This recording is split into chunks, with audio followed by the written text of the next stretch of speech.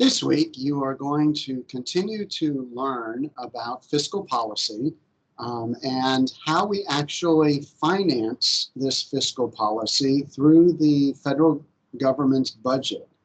If you'll remember, fiscal policy simply means that we will deliberately use the federal government's budget to manipulate the economy. That means that it needs to be paid for somehow. So let's examine how we can actually do this.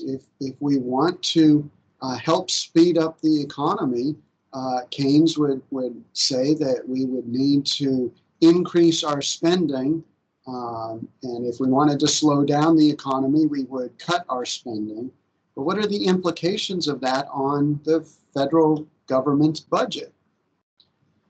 So let's first examine how the budget process actually works. And this is not something you may be familiar with. It actually takes a great deal of time.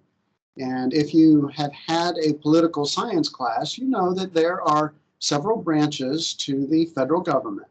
There is the executive branch, which would be the president, and then there is Congress, which is made up of the Senate and the House of Representatives. Well, the president begins the budgetary process by asking the president's agencies and staff what they anticipate they might need for the next fiscal year. And he begins that process fairly early because it takes a while for them to figure out what kinds of spending they might need.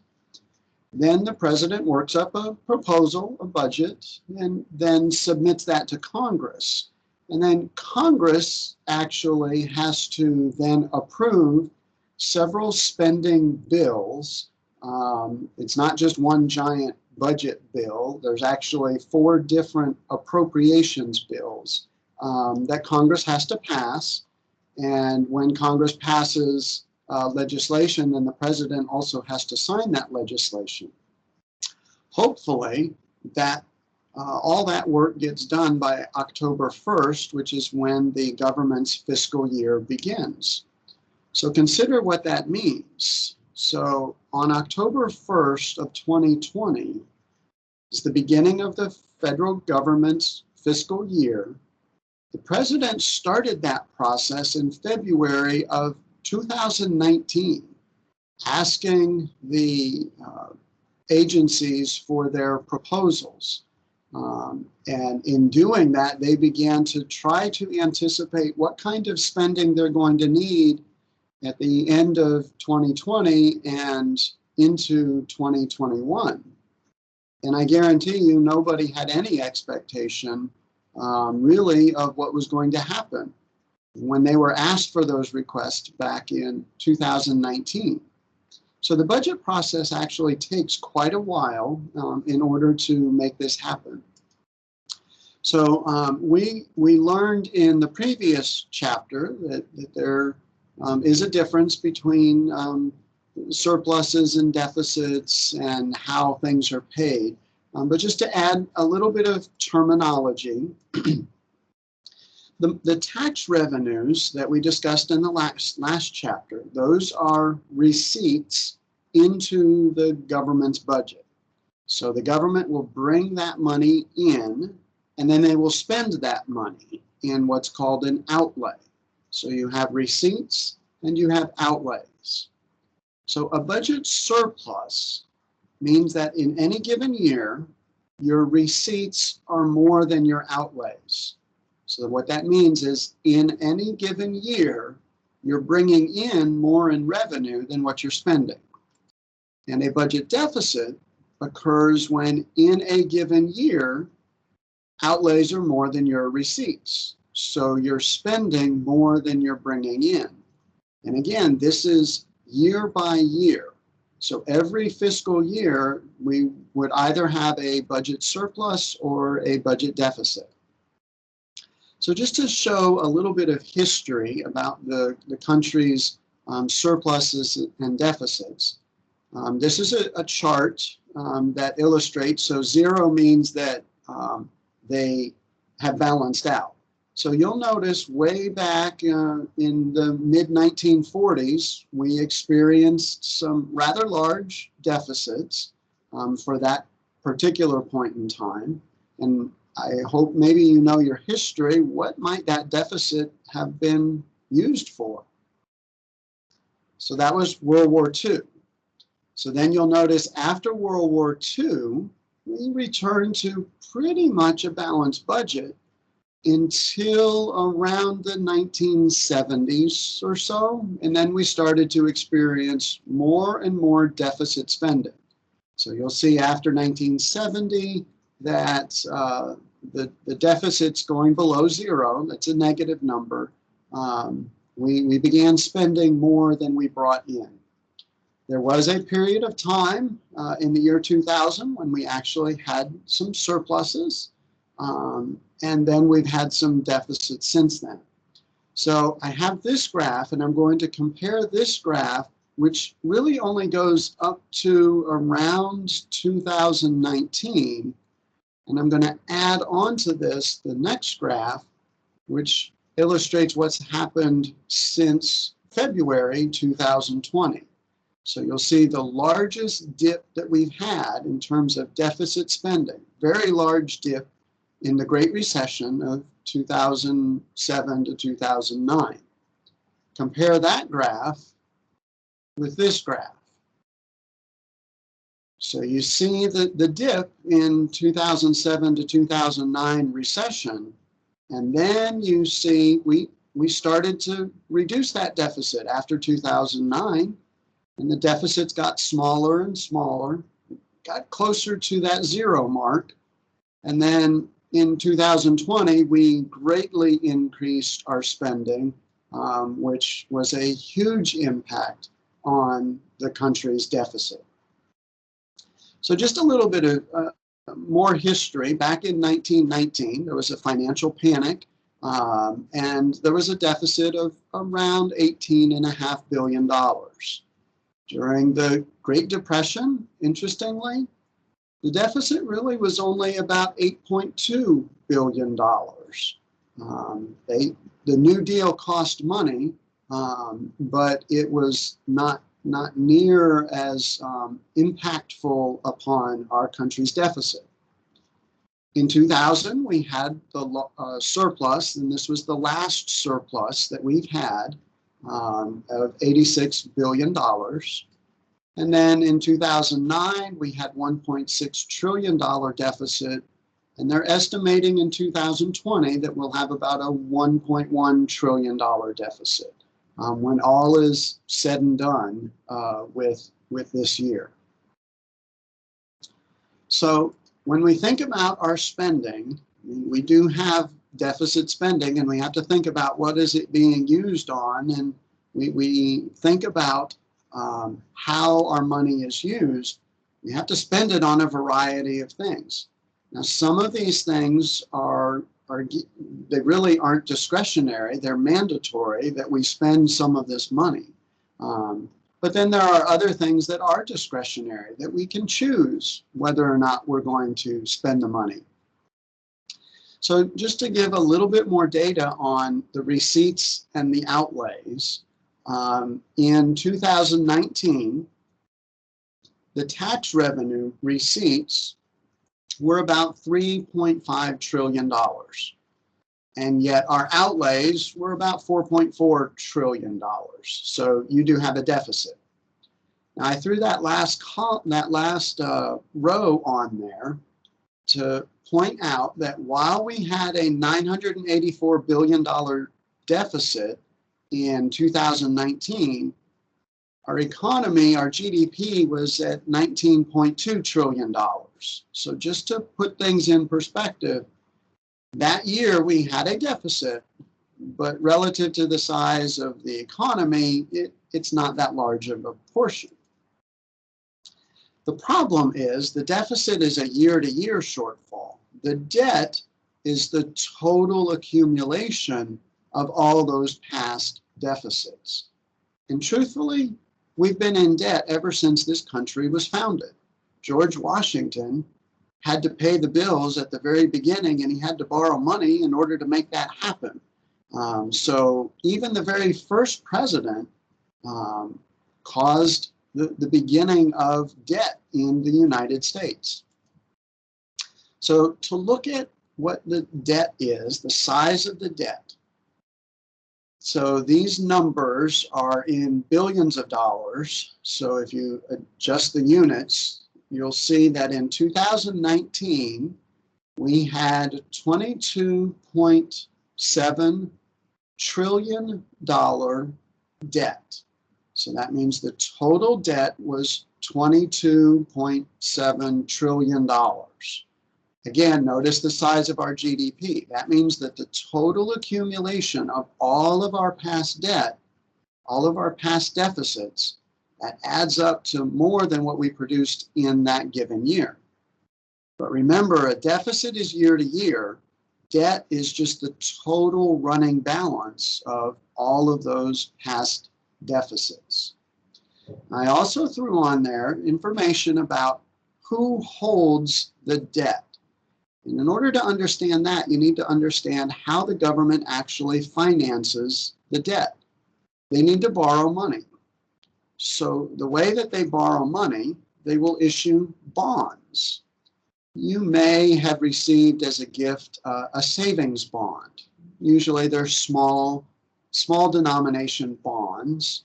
And the way that a savings bond works, you purchase it for half face value. So essentially, if you wanted to purchase a $100 savings bond, you put out $50 and you get this piece of paper that says you have a $100 savings bond. So it cost you $50, but you have to hold on to it for 5 years, depending on the issue. And then at the end of that maturity, you'll get the $100. But then you can keep it for another period of time, and you'll begin to earn interest on that investment.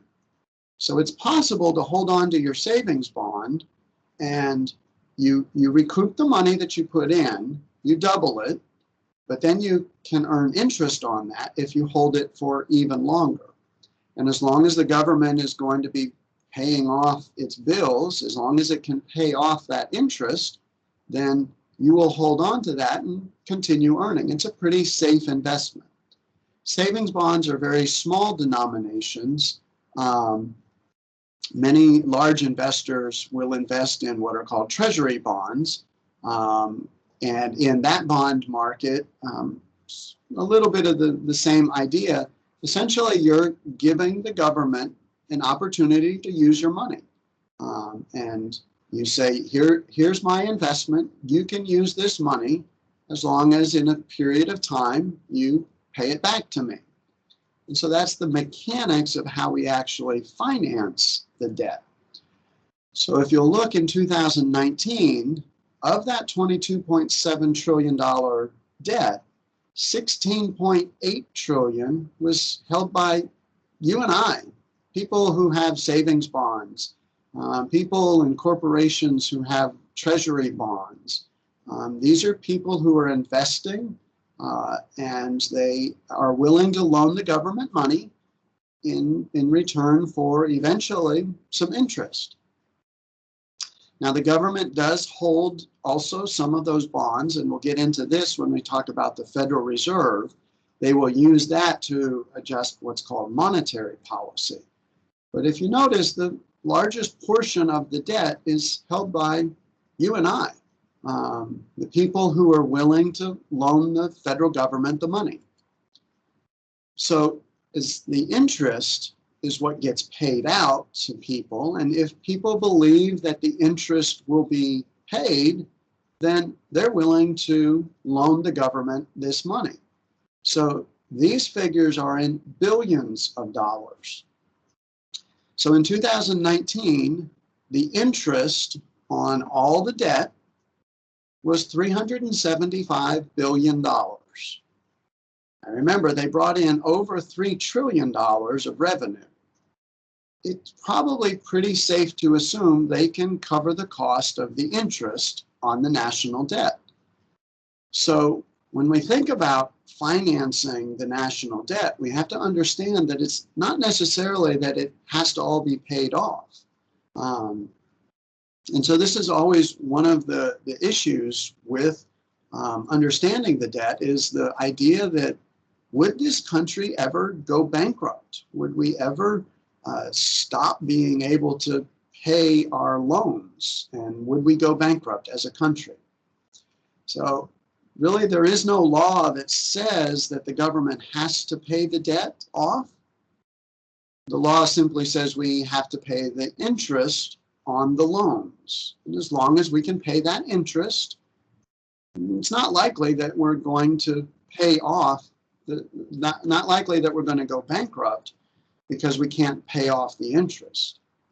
You also need to understand that in terms of paying off the debt, what that means is you're going to end up calling in the notes for all the people who are holding on to bonds for investment purposes. Essentially, my $100 savings bond, the government would come back and say, here, we're going to pay the debt off. Here's your money back. And then I can't hold on to that for possible some interest that I might earn. So I really wanted the interest on that investment. I didn't want them to just give me my money back. Well, if we pay off the debt, that means that all those investors really are not earning as much of a return on their investment as they might have hoped for. And oftentimes we begin to ask about, well, foreign debt. Who owns this debt?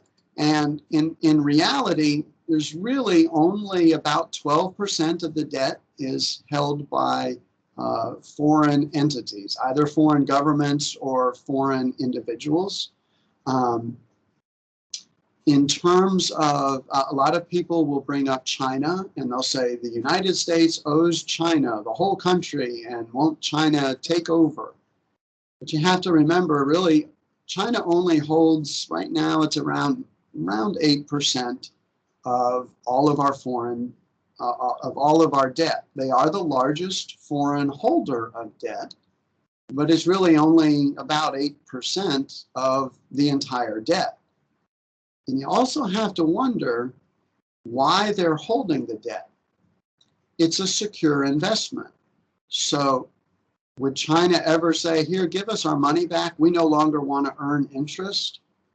I mean, they want to earn the interest just like anybody else does. So it's not likely they're going to come knocking on the door saying, pay us our money back. They just want the interest on that investment. So we often ask, well, don't we just pass the debt on to our children? They're going to have to pay off the debt. Not really. Most likely, the next generation will simply finance more debt. As long as we can pay the interest, then they can keep doing that. As long as people believe in the government's ability to pay the interest, the next generation is just going to keep writing more debt. What really needs to be considered is, what are the trade-offs? And the trade-offs really aren't intergenerational. They're happening right now. And so when we think about our spending, the federal government spends a lot of money. Well, if they're going to spend $1 billion fixing a road, that's $1 billion that they can't also use for student financial aid. See, there's the trade-off. The trade-off happens right now. It's not between now and the next generation. It's between projects that are occurring right now. And then there's often the discussion about private spending. If you have this image of people who are willing to invest, there's only so much money out there that's available for investment purposes. There's only so many people who have money available for investment.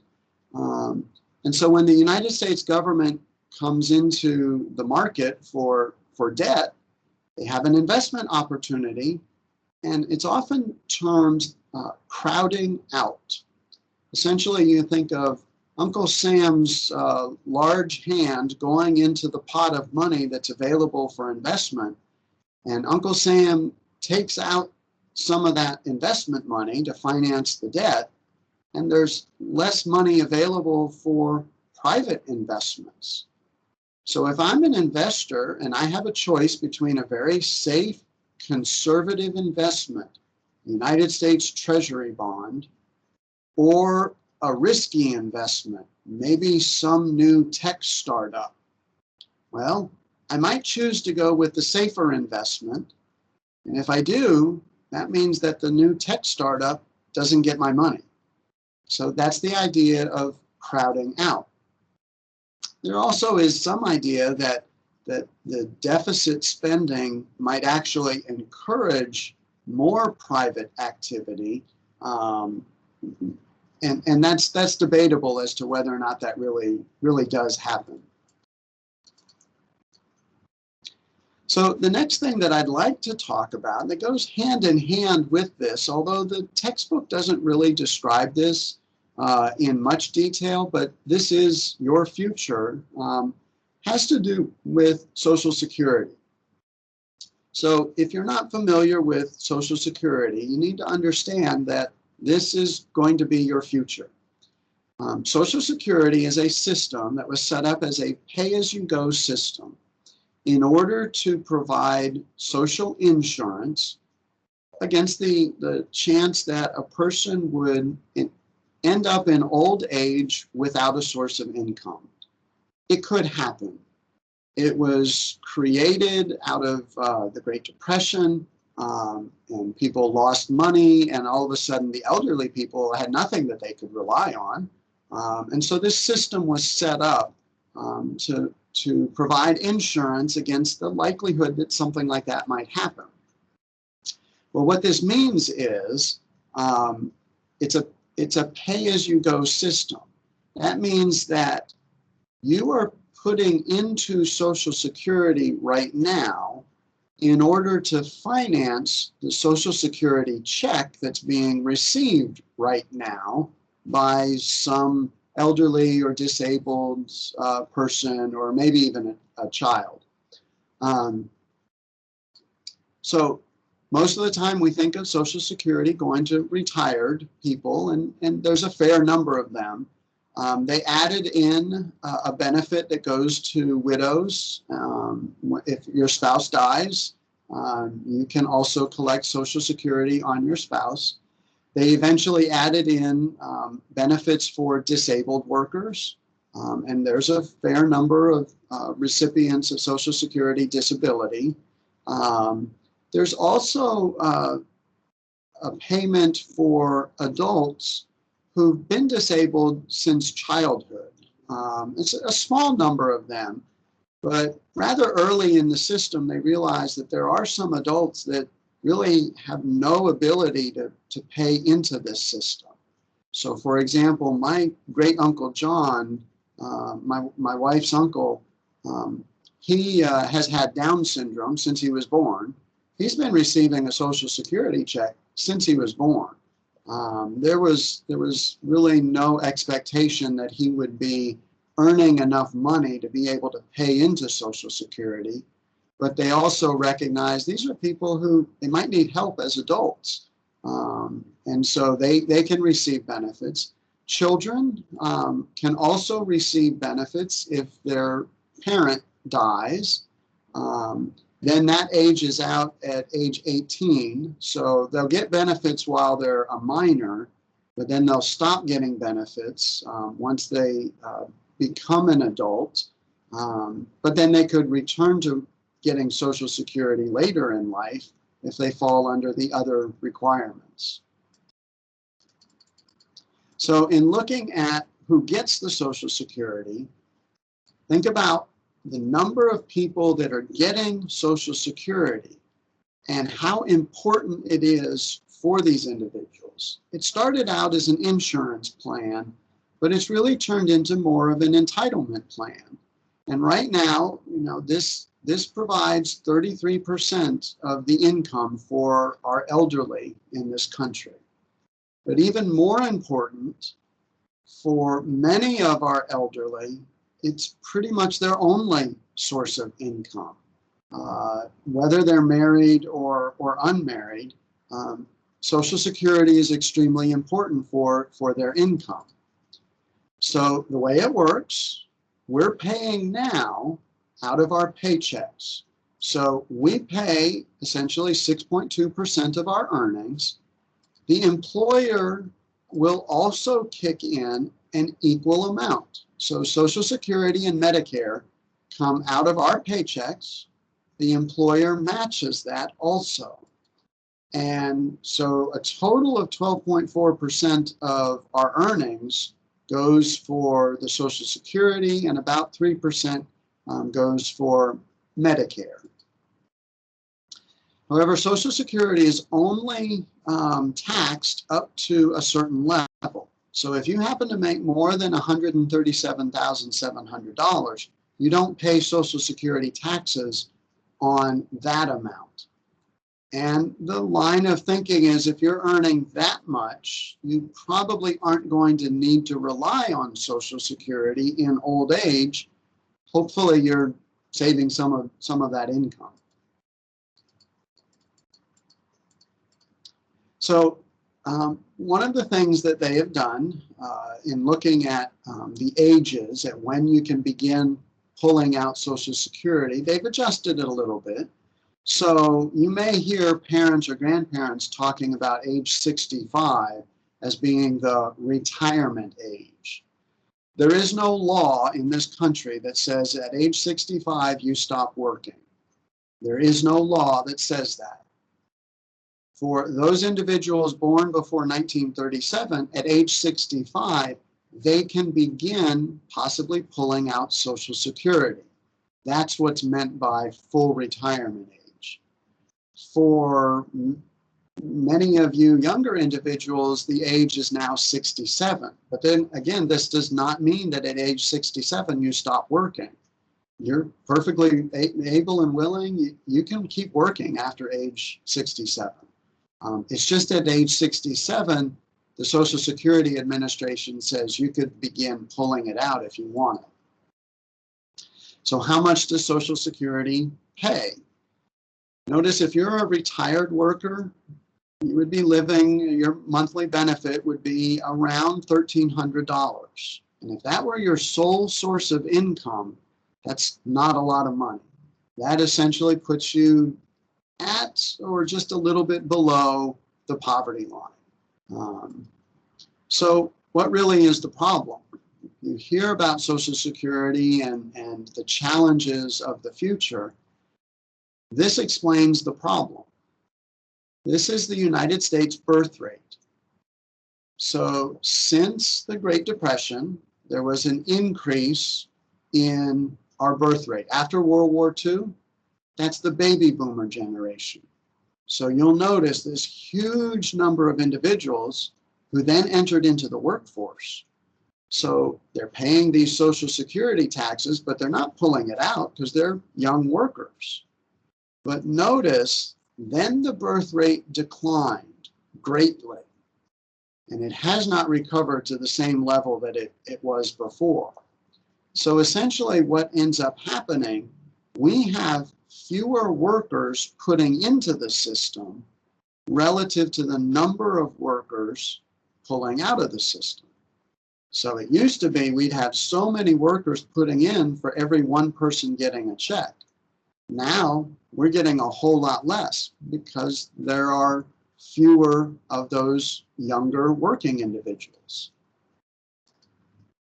So what happened in 2008, really, the baby boomers began retiring. Those very first baby boomers began retiring. The problem is they're living longer. So they're going to be pulling Social Security for a much longer time period, and there's fewer people putting into the system.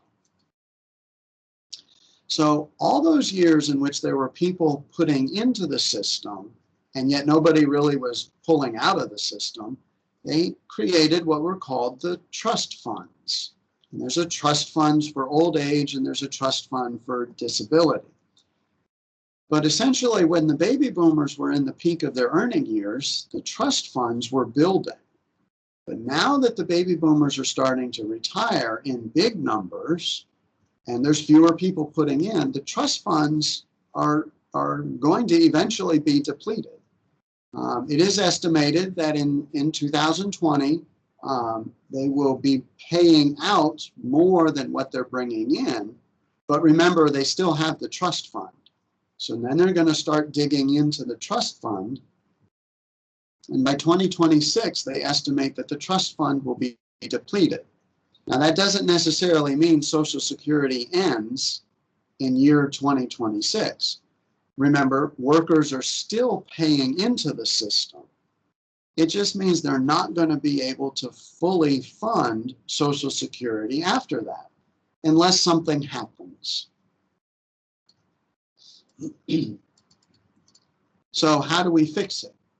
One way is to collect more money, raise the taxes on Social Security, bring more money into the system, or you cut the benefits. You say, we're not going to pay as much.